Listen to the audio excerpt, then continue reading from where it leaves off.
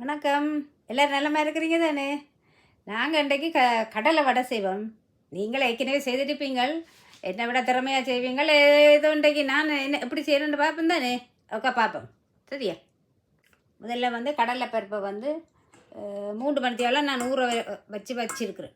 இப்போ நீ என்ன செய்வோம் தெரியுமா? இதில் கொஞ்சத்தை எடுத்து பிரிம்பை எடுத்து வச்சுட்டு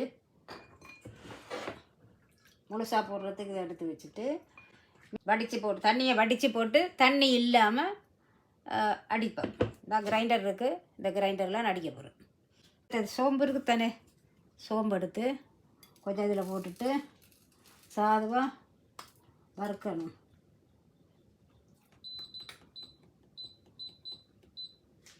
மெதுவாக கொஞ்சமாக வறுத்து அந்த வாசம் பெற மட்டும் வறுத்துட்டிங்கன்னா தெரியுது.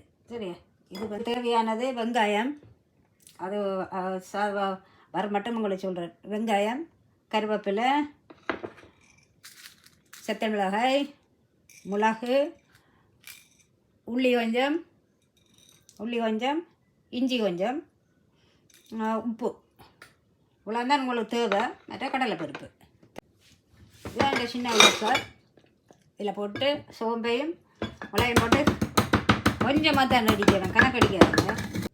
அதில் கொஞ்சமாக தான் அடிச்சிருக்கிறேன். இப்போ வந்து அரைச்ச கடலைப்பருப்பு இதான் கிரைண்டரில் போட்டு அரைச்சது, அதையும் போடுவோம்.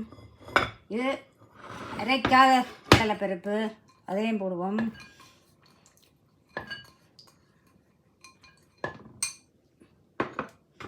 வெங்காயத்தையும் போடுவோம், கருவேப்பிலை போடுவோம். மிளகாயை வந்து சாதம் பிச்சு போட்டு போடுவோம்.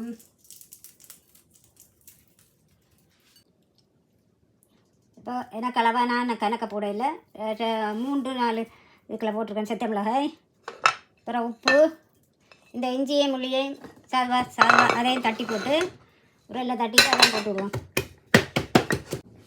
இந்த இஞ்சி உள்ளியையும் உரலில் போட்டு இடிச்சிட்டு போட்டுட்டு உப்பெல்லாம் போட்டாச்சு.